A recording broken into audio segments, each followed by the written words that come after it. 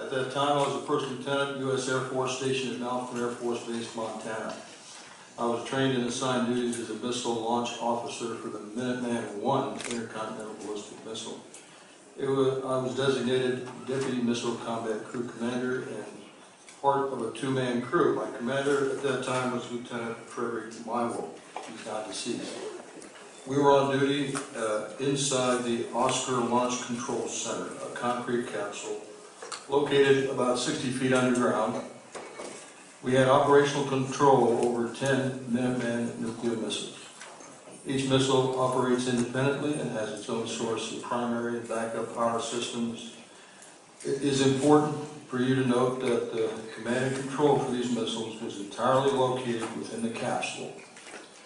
There was absolutely no means to affect any of the missile systems from outside the capsule. On the evening of March 24, 1967, while my commander was on a scheduled rest break, I received the first of two phone calls from my topside flight security controller, FSC. The first call was to report unidentified lighted objects flying above the facility. Minutes later, the FSC phoned again and reported in a very agitated state that there was a large oval-shaped object hovering above the front gate. It was a red, pulsating, lighted object, approximately 30 to 40 feet in diameter. The best he could describe it. It was difficult to distinguish a structural part of it on the inside, except that it was a glowing red, pulsating object. He had all the men out there with their weapons drawn. He wanted me to tell him what to do next. I, of course, told him something like, make sure nothing comes inside the perimeter fence. As I started to inform my commander, our missiles began to shut down. We lost alert status on all 10 missiles while this object was above our facility. When we queried the fault system, all missiles reported guidance and control system failure. At that time, the FSC reported to me that the object had flown off at high speed. When the security alert team arrived at the affected LFs, and I'll read LFs meaning launch facilities, they reported seeing the object hovering over those sites. As they approached closer to the object, they lost all communications with the FSC.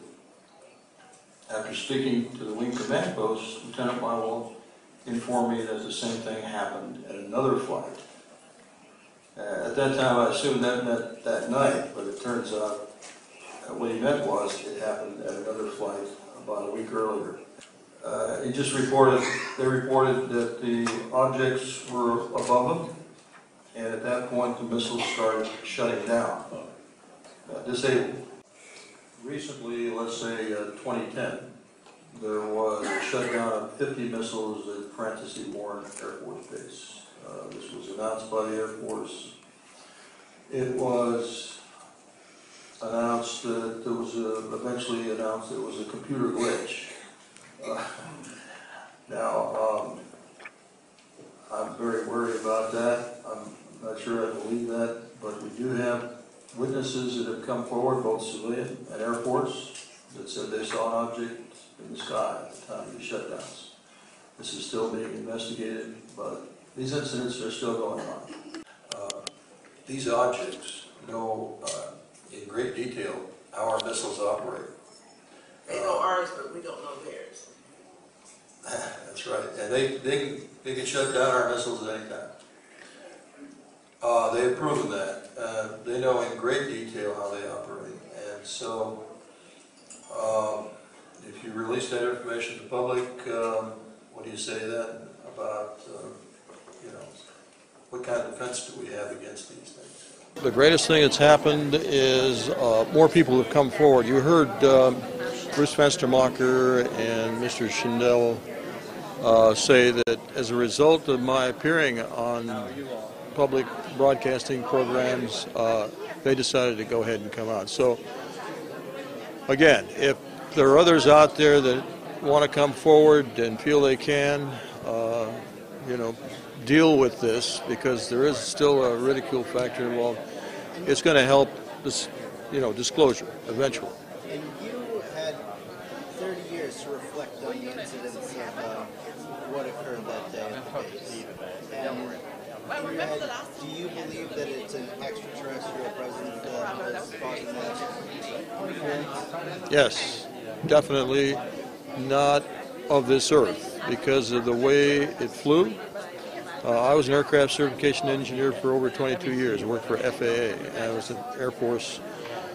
The way it flew and the way it was able to shut down the missiles in a very specific way by sending a very specific signal to each of the missiles. And you've never seen anything like that? Absolutely not. Absolutely not.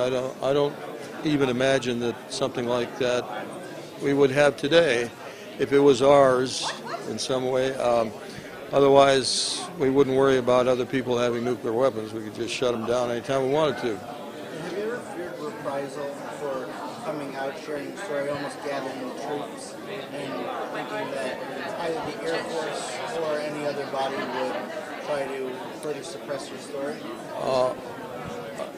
It's been on my mind. I've got to admit, there's always the possibility that there could be reprisals against me officially, but I have persevered, I've fought through that and continue to talk about it.